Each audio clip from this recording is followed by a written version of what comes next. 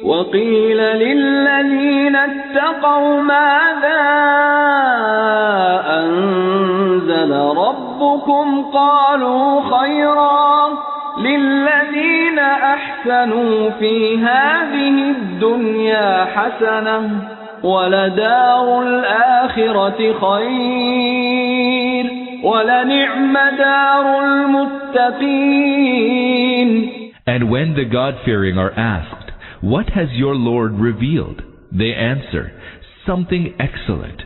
Good fortune in this world awaits those who do good, and certainly the abode of the hereafter is even better for them. How excellent is the abode of the God-fearing."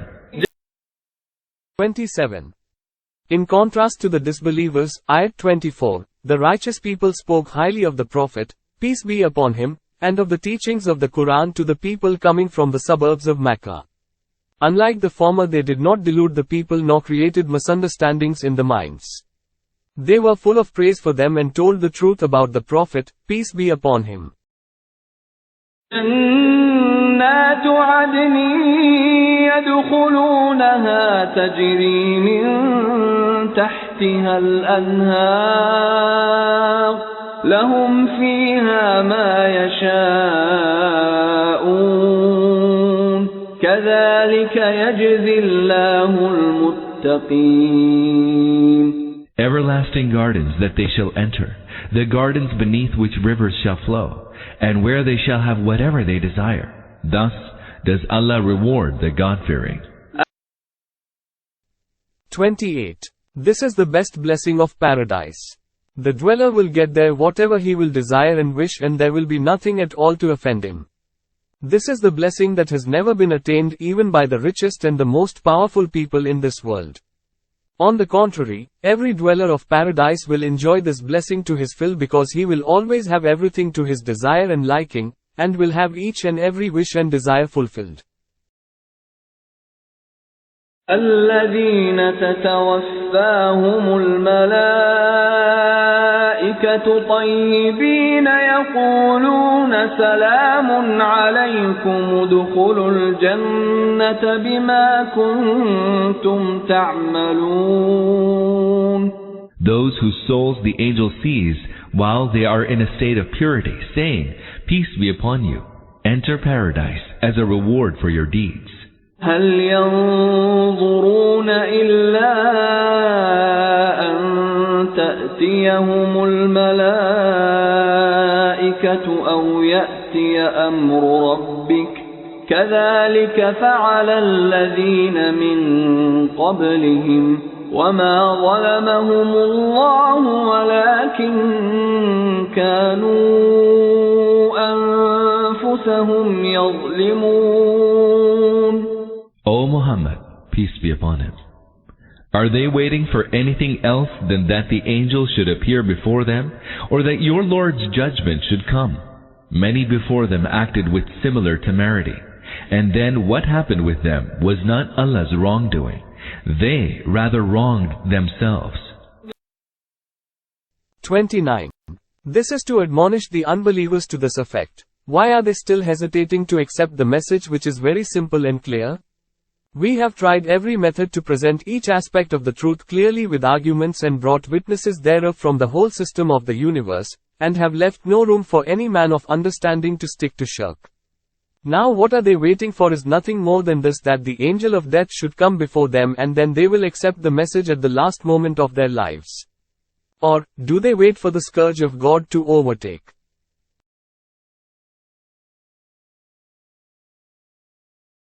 them and make them accept the message? فأصابهم سيئات ما عملوا وحاق بهم ما كانوا به يستهزئون. The evil consequences of their misdeeds overtook them, and what they mocked at overwhelmed them.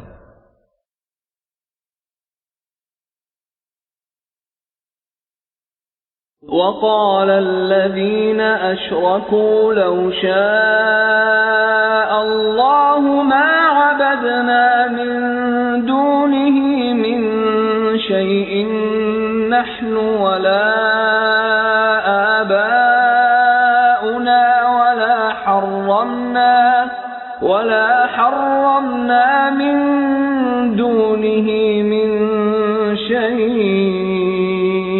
كذلك فعل الذين من قبلهم فهل على الرسل إلا البلاغ المبين. Those who associate others with Allah in His divinity say, were Allah to will so, neither we nor our forefathers would have worshipped any other than Him, nor would we have prohibited anything without His command. Their predecessors proffered similar excuses. Do the messengers have any other duty but to plainly convey the message? 30. In order to understand the significance of this argument, the reader should keep in view ayats 148 to 150 and ENs 124 to 126 of Surah Al-An'am, for this has been cited and answered there. 31. That is, your argument is not a new one but the same old one which had always been offered by erroneous people who went before you. Today you are, like them, excusing yourselves for your deviation and evil conduct, saying that it is the will of God. You know that this is a lame excuse that has been invented to delude yourselves, and to escape from admonition. This answer also contains a subtle retort to the objection of the disbelievers that the Quran consisted merely of old stories of the ancients, ayat 24. They meant to imply that the Prophet, peace be upon him, had nothing new to offer. So he was repeating the same old stories that had been repeated over and over again since the time of Prophet Noah, peace be upon him. The retort is this: if the Prophet, peace be upon him, was not presenting anything new but was reciting the old stories of the ancients, you yourselves are not putting forward any new excuse in defense of your evil deeds, but the same old excuse that was put forward by the people who went before you. وَلَقَدْ بَعَثْنَا فِي كُلِّ أُمَّةٍ رَسُولًا أَنِ اعْبُدُوا اللَّهَ وَاجْتَنِبُوا الطَّاغُوتَ فَمِنْهُمْ مَنْ هَدَى اللَّهُ وَمِنْهُمْ مَنْ حَقَّتْ عَلَيْهِ الضَّلَالَةُ فسيروا في الأرض فانظروا كيف كان عاقبة المكذبين. We raised a messenger in every community to tell them, serve Allah and shun the evil one. Thereafter, Allah guided some of them while others were overtaken by error. Go about the earth then and observe what was the end of those who rejected the messengers, calling them liars. 32. That is, you are not justified in excusing yourselves for these sins, saying that it is the will of God, for we sent messengers to every ummah, who told the people in plain words that they should worship us and none else, and should not follow and obey Tahat. Besides this, we have already warned you that we do not approve of your deviations. Why should you then put forward this excuse for your deviations? Do you mean to say that we ought to have sent such messengers as would have forced you to follow the right way instead of bringing you to it by preaching? Please refer to En.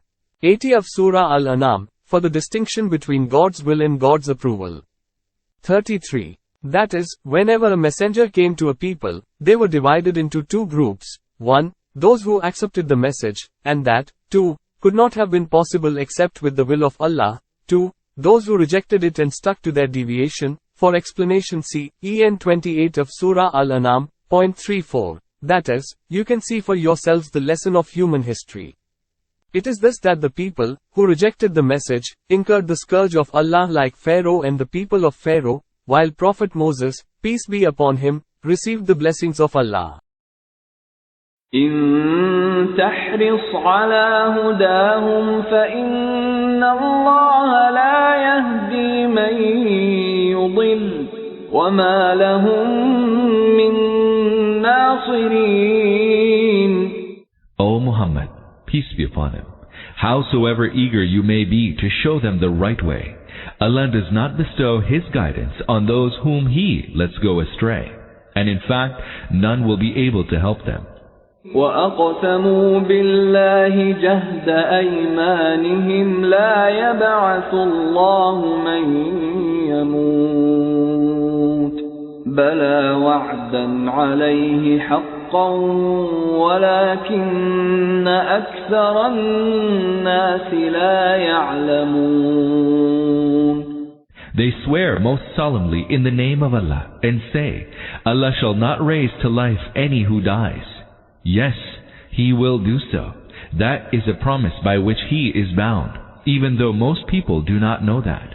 ليبين لهم الذي يختلفون فيه وليعلم الذين كفروا أنهم كانوا كاذبين.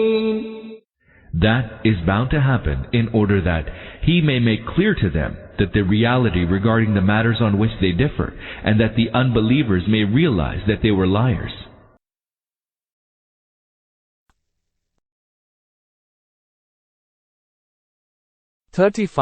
In Ayat 39, those two things have been stated which rationally and morally require that there must be resurrection and life after death, that is, 1. To reveal what the reality was, and 2. To reward or punish people in accordance with the right or wrong stand they took about it in this world.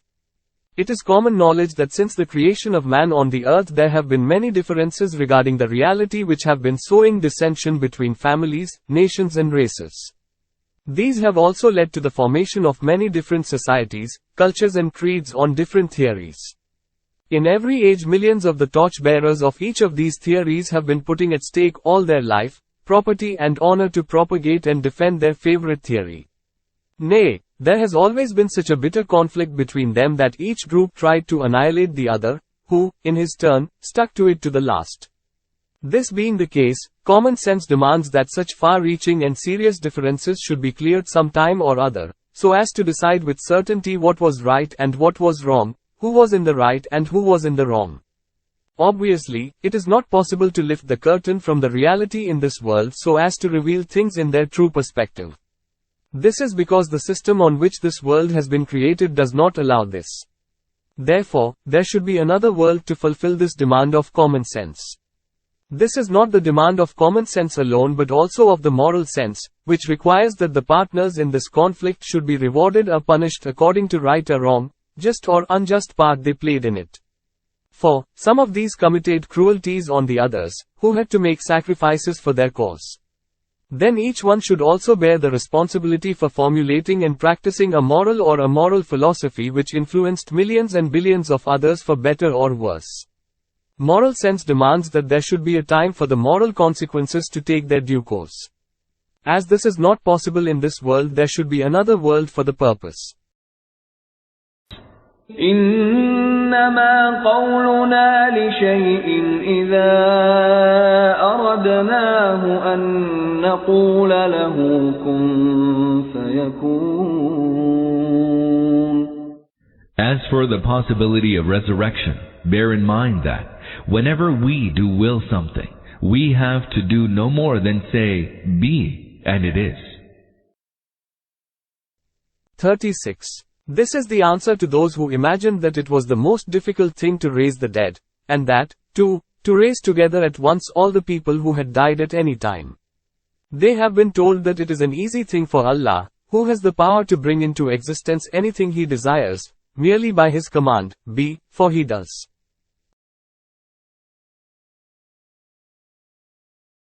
Not stand in need of any provisions, any means and any favorable environment for this. His mere command produces necessary provisions, means and environment. This world was brought into existence by His mere command, be, and likewise the next world will at once come into existence by His single command.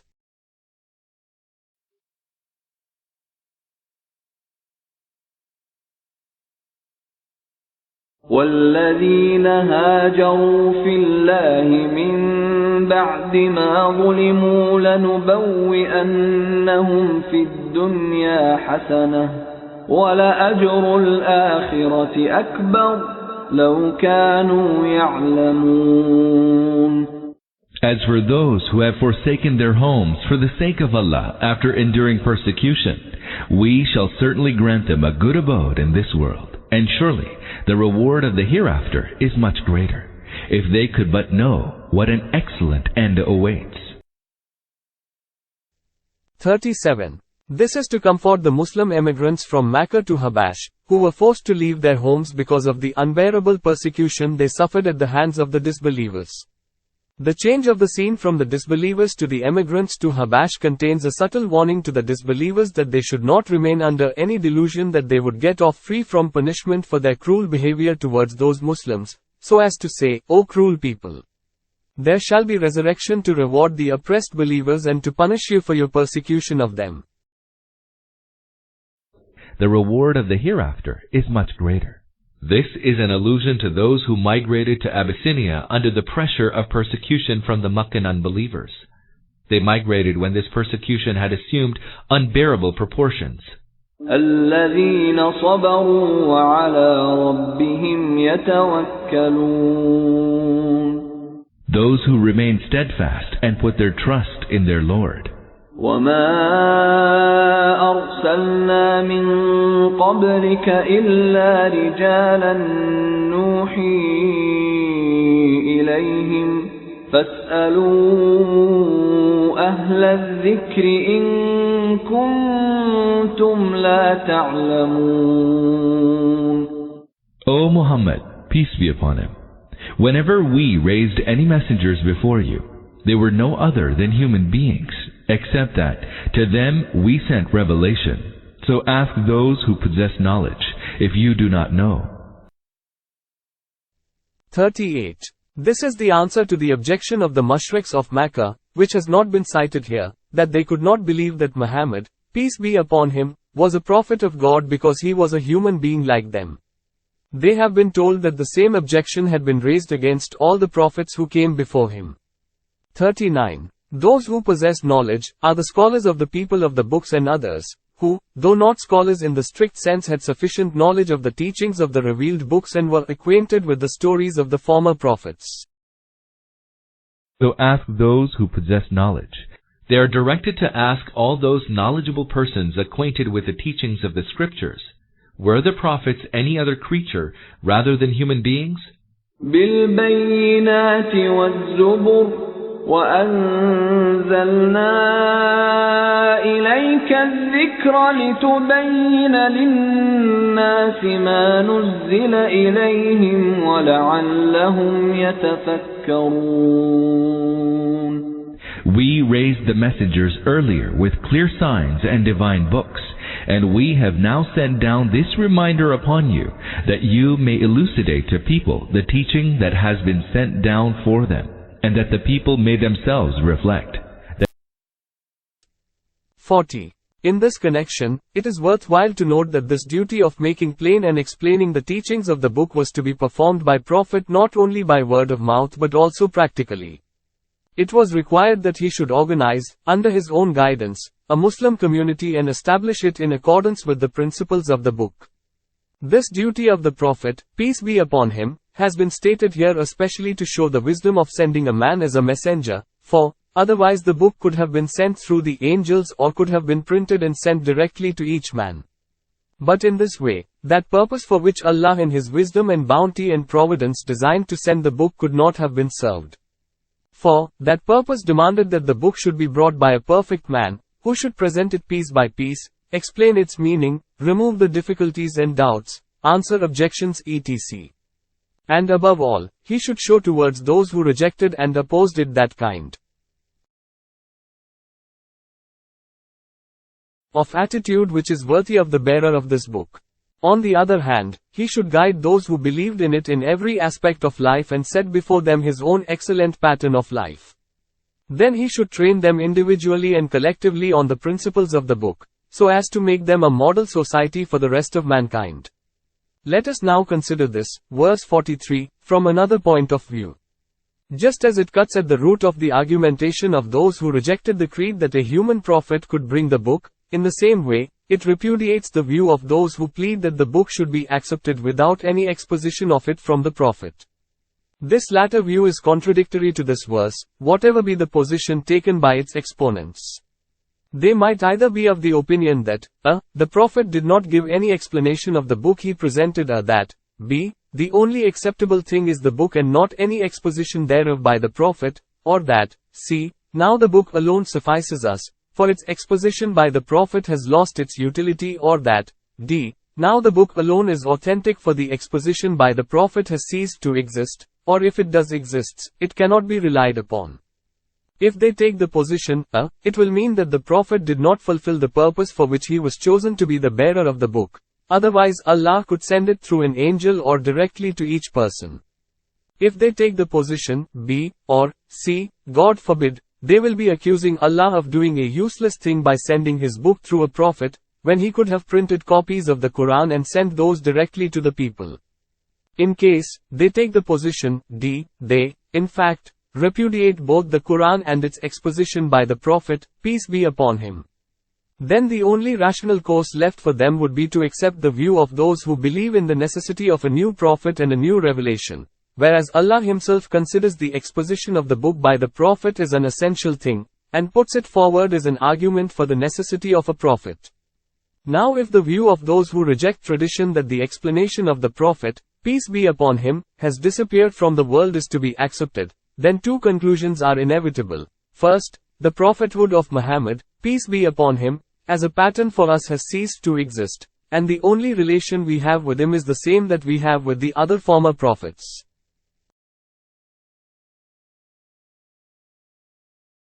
E.g. Hud, Saleh, Shuaib, etc., peace be upon them. That is, we have only to testify that they were prophets, but we have no obligation to follow their patterns, for we have none with us. This position obviously leads to the need of a new prophet, for it automatically refutes the doctrine of the finality of prophethood. The second inevitable conclusion will be that a new book is needed because in that case the Quran alone could not, according to its author, suffice. Thus in the face of this verse, there is no argument left to prove that the Quran is self-sufficient to explain itself, for it itself says that there is no need of a prophet to explain it. Thus it is absolutely necessary that a new book must be sent down. May Allah destroy such people. In their enthusiasm to repudiate tradition, they are really cutting at the very root of Islam itself.